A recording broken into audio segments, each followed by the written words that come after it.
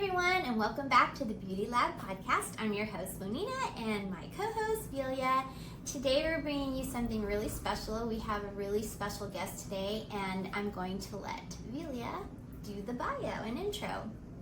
So, like Monina said, today we have a very special guest, Coty Richardson, and she is such an accomplished woman. She has a degree in nutrition. She has a degree in kinesiology and corrective exercise. She has a PhD in exercise and health psychology. She owns a gym in Eugene, Oregon, and currently specializes in prenatal and postnatal nutrition with a focus on mental health through somatic workouts. So, I hope you all enjoy the episode. Welcome, Coty Richardson. Welcome to the Beauty Lab podcast, your drive time resource for all things beauty, health, and wellness. We're your hosts and favorite beauty nerds, Monina and Velia. Join us as we debunk myths, explore the latest trends, and dive deep into the science behind your favorite products. We'll interview industry experts and answer your burning beauty questions in 30 minutes or less.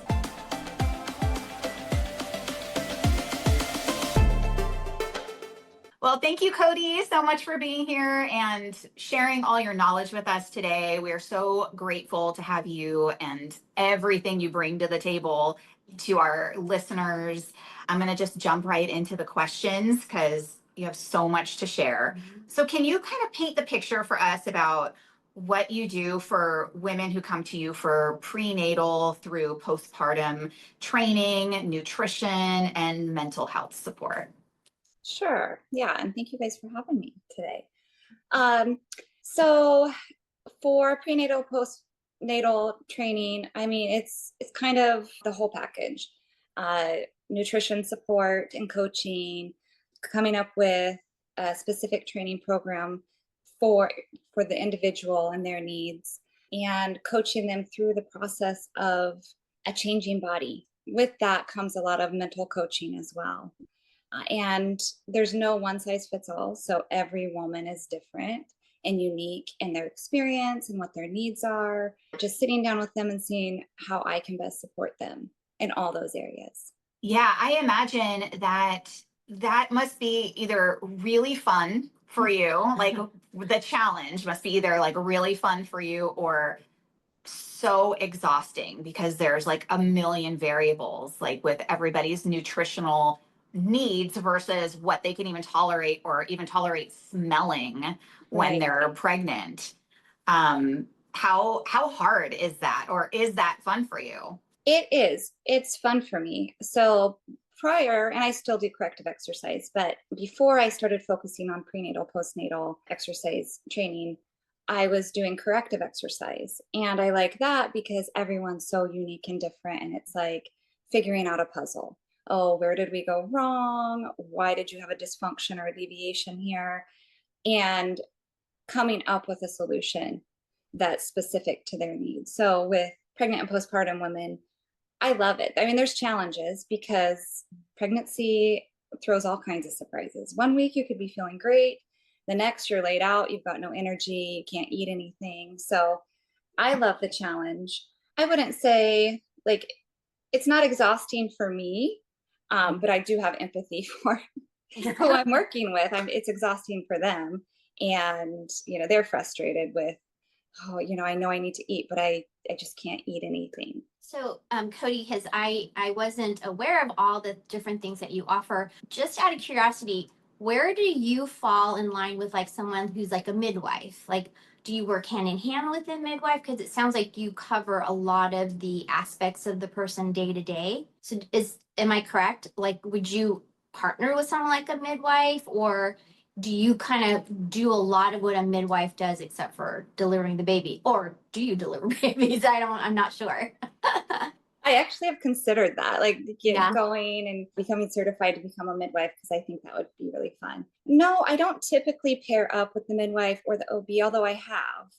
And during my last pregnancy, I paired up with my OB just to get referrals and to discuss how we have no resources in the area or in most areas where the doctors are working with someone like me, or maybe a pelvic floor physiologist or PT. And that's really sad because women don't know where to go to get that information. So, I mean, I would like to see more collaboration there. Okay. But typically I'm kind of separate. Okay. So if somebody was looking for someone like you, like what would like your title be, or like somebody was Googling someone like you, like what would they look for to find someone like you with the resources that you have to offer?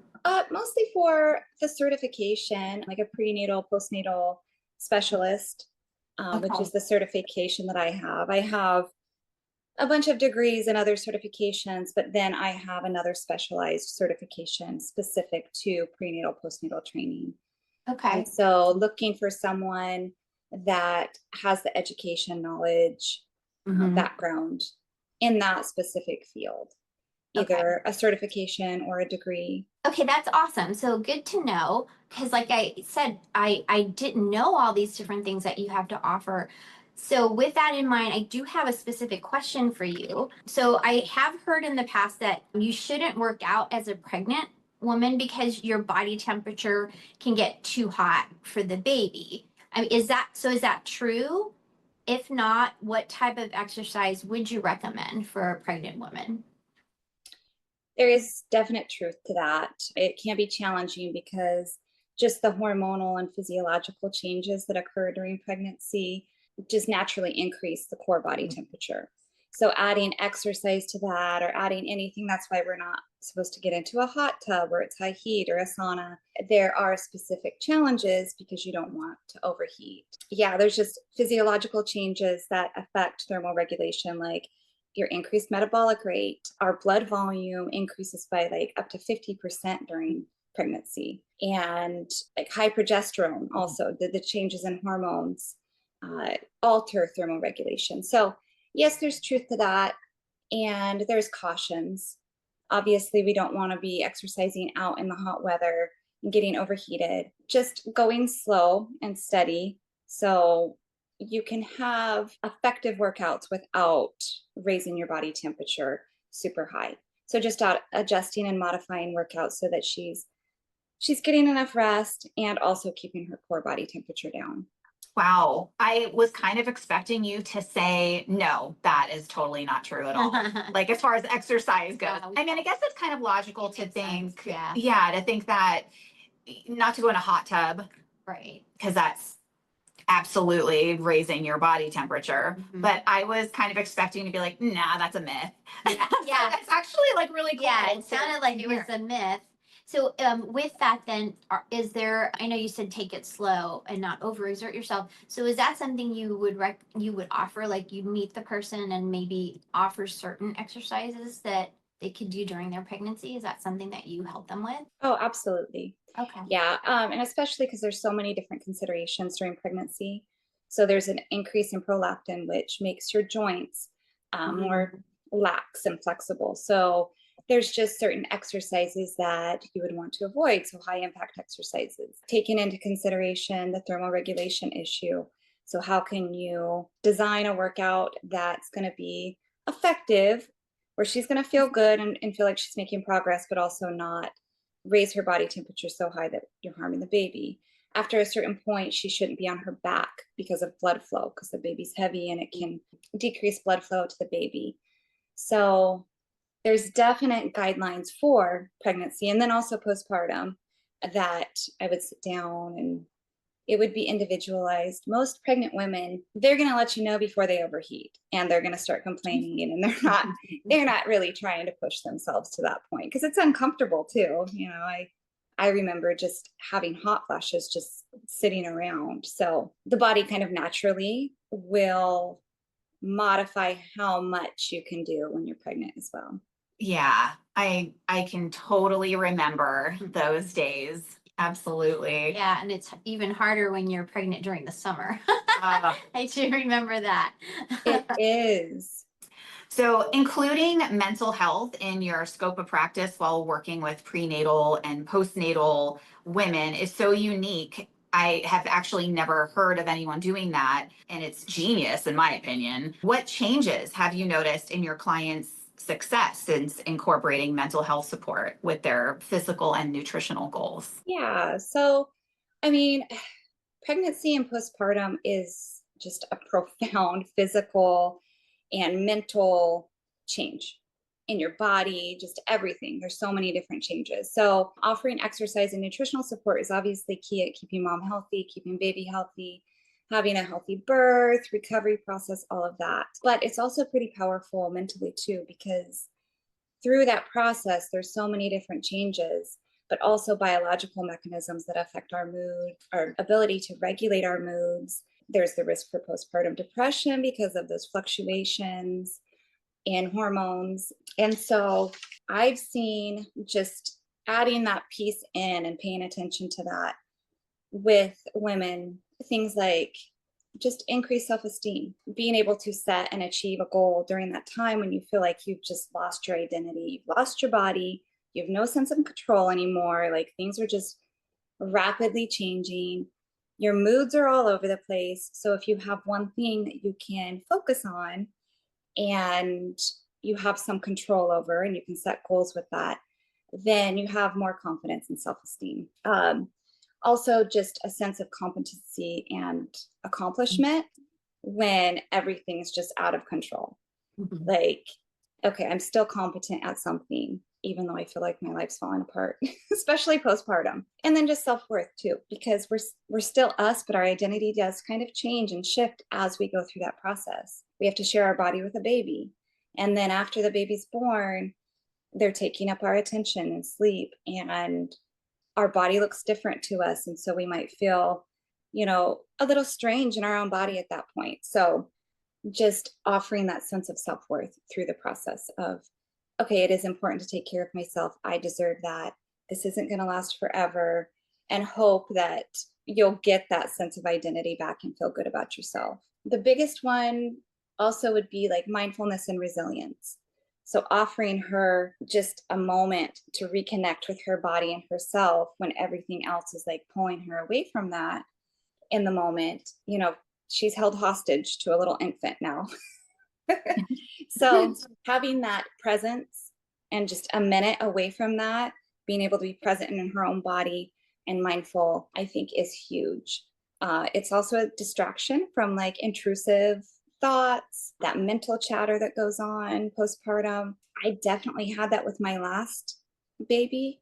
It was just like constant worrying. Is the baby okay? Am I doing okay? What's going to happen? I dealt with that a lot. So being able to give that just moment of like, you don't even have to worry about that right now. Baby's fine. You're here. And they just walk away kind of feeling lighter, and just breaks that cycle of mental rumination as a new mom. And then resilience. So knowing that her body can go through this and change and adjust and then heal from it, I think just offers an essence of resilience through the whole process, and appreciation for just what your body can really do. That was a really good question, because it never even occurred to me to have a mindset, kind of that mindset shift when you're pregnant, because as soon as that baby comes into the world, the last thing on your mind is your own needs. And I love that this is something that you're offering, because it almost gives them permission, like you said, that it's okay. You're going to be fine. Baby's fine. And it's okay if you take just maybe half an hour for yourself and not feel guilty about it. Because I know that's how I felt. Anytime I wasn't with my child 24/7, I felt guilty if I left them. But yeah, then you go crazy. that's all you're thinking about. And then the worry and that chatter, like you said, it never even occurred to me that was a part of being pregnant that you should pay attention to. So yeah, that's awesome that you do offer that. Yeah, and especially, postpartum, when, like you said, you're like, who even am I anymore? Like, I have this baby who is constantly needing my attention, needing my body. Like, they still need your body after they're out of your body. And knowing that you have that 1 hour a week or something that you can like look forward to, I don't know how often like you would be meeting up with your clients, but let's just say it's 1 hour a week. Like if you know that 1 hour, like you have a structure, Yeah. I feel like you would be less inclined to feel guilty about that 1 hour. Mm-hmm. But also you remember who you are for an hour, and you're working on you, and that's energizing too. So I think it's just so incredible that the mental health piece is incorporated with, I'm sure you get tons of clients who just tell you like just everything that's been going on for the week. Like they just dump everything on you because and I'm sure they tell you all about their babies. I mean, as a hairstylist, as an esthetician, like we know, we get that. We get it. Yeah. They tell us all of their, personal ups and downs. Right. So you're gonna do it regardless, even if you weren't incorporating a mental health into your practice as a professional, you're still gonna be listening to like their problems, their ups and downs, like Monina said. Yeah. I just like how you said it gives you something you can handle the week if you've got that meeting that you're going to be just one-on-one, at the end of the week. It gives you something to look forward to. But yeah, that's a great aspect of what you have to offer. So like I said, that wasn't even a thought to me when I was a new mom at all whatsoever. I just figured I'm just going to be crazy for like, a couple of years and things will settle down. So I just thought and that might be true. I mean, and there's no getting around that. You're going to be crazy sometimes, but having someone that can listen and be like, I relate, girl. Like, we've all been there. This is so normal. Having someone tell you that is so normal. You're not alone in it. Like I experienced it. I know lots of people who have, sometimes they actually bring the baby with them and we'll work out, and that's fine with me too. Like whatever helps them just ease that anxiety. And yeah, I was laughing because they do. I hear it all of it. And it's hard for couples too to navigate a new baby. And so it's also kind of nice to just get away from the partner and the baby and just be like, gosh, you're like a breath of fresh air, because I don't have to, they don't have to do anything. They don't have to serve anyone at that point. It's just like the focus gets to be on them and regaining some of that just loss of control over things. And as women, we're so hard on ourselves. So it's important to have someone just telling you like, you're doing great. You can do this. Let's reframe some of those negative thoughts. When you say negative things about your body, then it's like, well, let's stop a little bit. And how can we reframe that? Your body's amazing. It's beautiful. It did this wonderful thing. And instead of beating ourselves up, switching that thought process, the body's going to change. And there's a certain level of acceptance that can be a struggle for a lot of women going through that process of, it may never be the same as it was before, but I can get to a point where I can accept myself as who I am now and feel beautiful and feel good and all those things. So yeah, especially for new moms, because we just don't know what we don't know. And we're just seeing everything change, which seems like overnight sometimes. Like you're like, what happened? It does. And you're just like, whose body is this? Yeah. But you're right. I love that you said then you reframe it so that we're looking at it from the positive, because it is a positive, wonderful thing, that we just did. Thank you for all that great information. We do have some more questions for you, but before we do that, I just wanted to say thank you, everyone, for coming on here week in and week out. We really appreciate all the support you've given us over the past few months. And if you know anyone who could benefit from any of this information, please share this episode with them. And thanks again just for being here every week. Okay, so my next question for you is, what happens hormonally when giving birth, and how does that affect your mental and physical health? And how does this vary if you're breastfeeding? Oh, so many things. So many things. So postpartum, especially. So during pregnancy, estrogen and progesterone are really high, and that's going to affect just your mood overall. And then that rapid drop in those hormones postpartum can lead to anxiety, sadness. It does affect our neurotransmitter activity in our brains. It affects our mood, hormones do. And so that rapid drop can lead to sadness, anxiety. Cortisol is often higher during pregnancy and postpartum, and those high levels can affect your stress response. So you might be a little more sensitive to stressors in your life, that fight or flight. And if you get stuck in that too long, you've got mental fatigue, you're experiencing disruptions to your mood, in your anxiety, you're feeling more stressed. Oxytocin is released when we have our baby, and that's actually a survival mechanism because it allows us to bond with our baby, and it's kind of that love hormone. But it can make us feel really sensitive too. So it can throw us into just like this emotional sensitivity where we're triggered and we're crying and we're like, I don't know what's wrong with me. So that affects our mood. And on the flip side, if a new mom actually has low levels of oxytocin, then she can have a hard time just bonding with baby. She might feel like, oh, just nothing brings me joy right now. I just have no emotions at all, which can really throw her into postpartum depression too. And then prolactin, which helps with breastfeeding. So breastfeeding moms have more prolactin for milk production. And that one helps to relax us. So if we don't have enough or we have too much, we might have mental exhaustion, or we might not be able to relax just with an imbalance in that hormone. It messes up our thyroid hormones, which are is mess with our metabolism. But the thyroid also governs the endocrine system, and the endocrine system is our hormones that are signaling and doing all the work.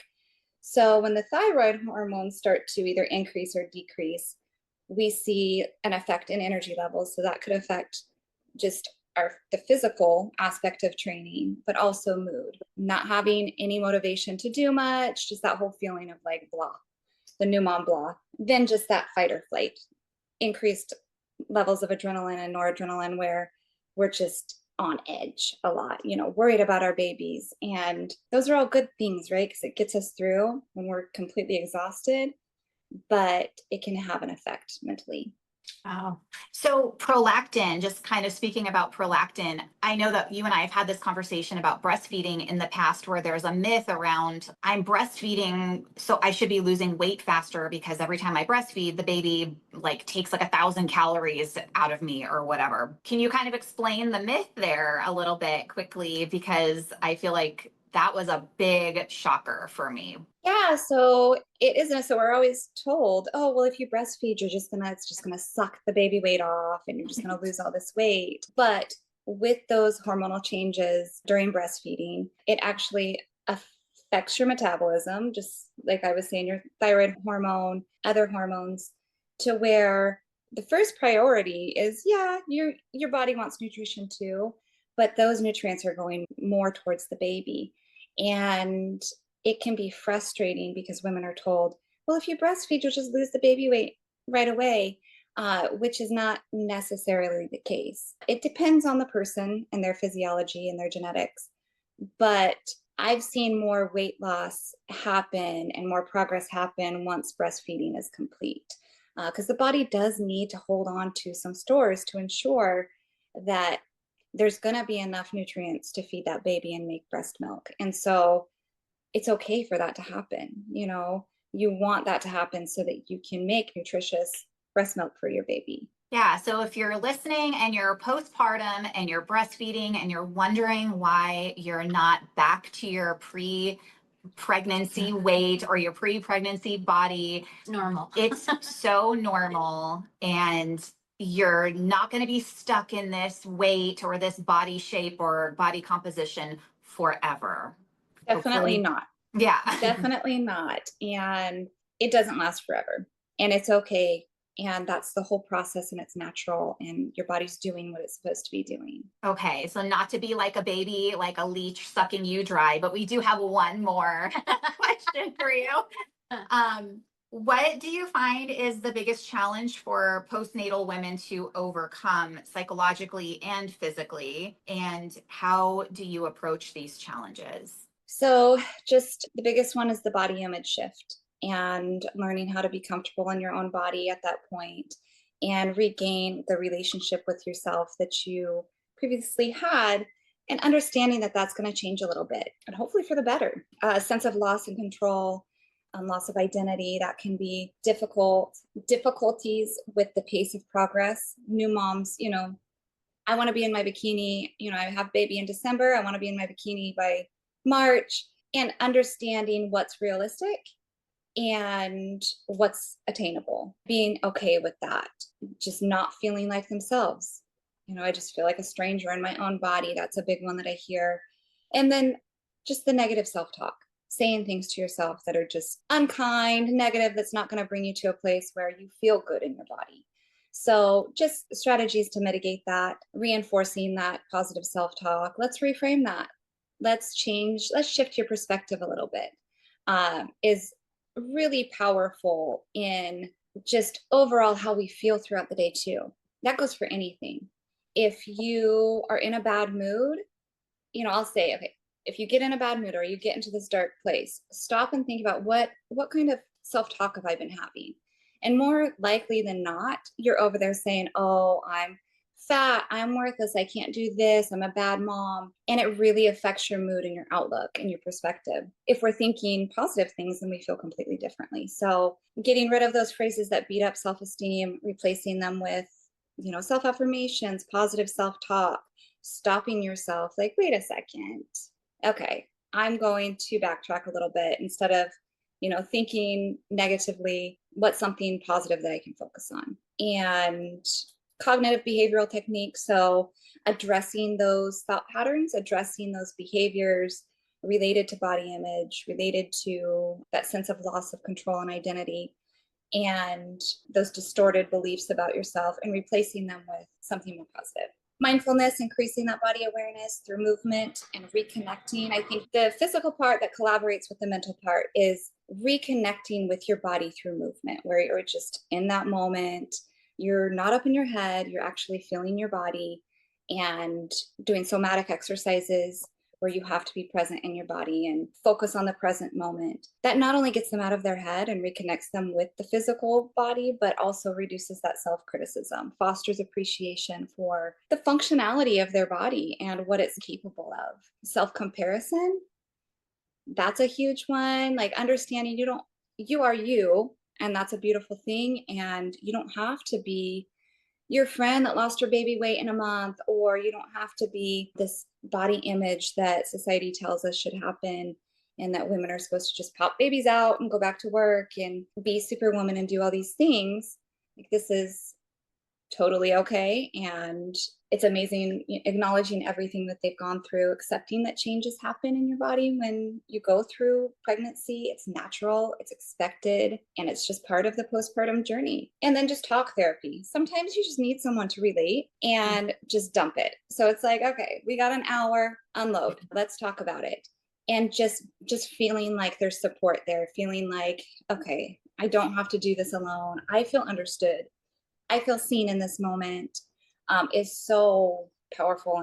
And I think it's just a relief, because they can tell me things that they can't tell mom, sister, husband. And they're like, I feel really guilty about it, but I'm just going to get it off my chest. And it's just a place where, like you would if you were in therapy, right? Where you go to therapy and you're like, oh, I just need to unload all this. So combining all of those together, feeding the body and making sure you get proper nutrition, which is going to be important to balance your hormones and regulate your moods and get you to where you want to be. The physical part of it, still feeling like you're capable and strong and healthy, and then connecting that with the mental piece, where you can at some point have some sense of identity again, and self-esteem and self-efficacy and mindfulness, and feel good about the body that you're in. Wow. Yeah. All of that is so important. And I'm so happy that there is someone out there like you that offers that whole range of things for women, because we really do go through so much after we have a baby. I mean, during pregnancy is like a whole nother can of worms, but like after you have a baby and you're trying to get back into shape and all that other stuff, you are so frustrated and tired. And I think that what you offer is so invaluable. And with that said, I'm sure there are going to be people who live near you in Oregon. Where is your gym in Oregon? It is in Eugene, Oregon. Okay. So if you're listening and you're in Eugene and you are interested in working with Coty, Coty, can you tell our listeners like how to find you? Yeah, I own a gym in Eugene, Oregon. It's Fitness 1440, and you can email me. It's eugene@fitness1440.com, or my personal email is just balanceyourhealthandfitness@gmail.com. Okay, and we'll link all that in the show notes. So Okay. no one has to write this down while they're driving. Well, thank you so much, Coty, for being here. My brain is full of information. I'm not even postpartum, but I feel like I wish we would have had this conversation 17 years ago when I was. And thank you again, all you listeners at home. I'm Velia. I'm Monina. I'm Coty. And until next time, Keep experimenting with your female health and wellness routine.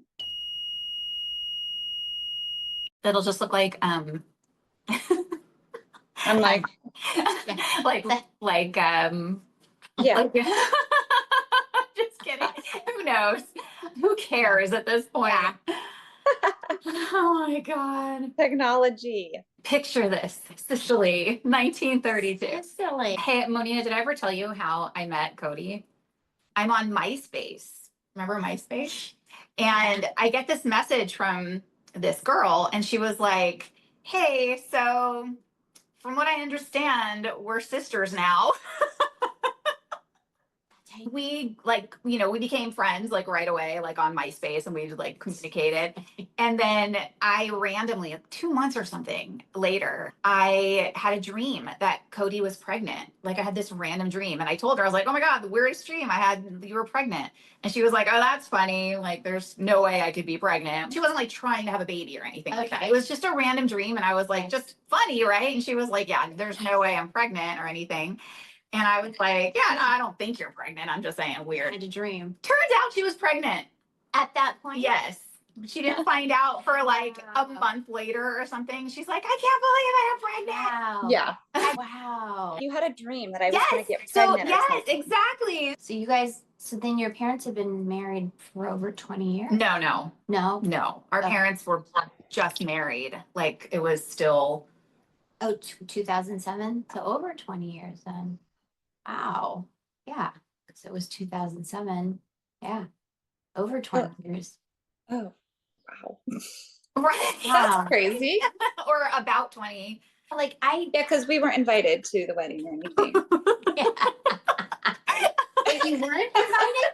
I didn't know you weren't invited. I don't even know what No. the wedding was like. Oh, no. It was like on a boat up in Tahoe or something. Oh. Oh, okay. You know, it was a complicated time. Yeah. I wasn't invited either. Like, oh, that's cool. I mean, it's fine. Life of a podcast. We're good. All right. So, We're good. We'll ask Try to be both. quick. Yeah, chunky and disjointed. Do you want to write that down? I did, and I'm going to mess it up, and I know it. Oh, I don't care if you mess it up. Keep experimenting with your female health and wellness routine. Perfect. Okay, I'll try not to be so stiff in that.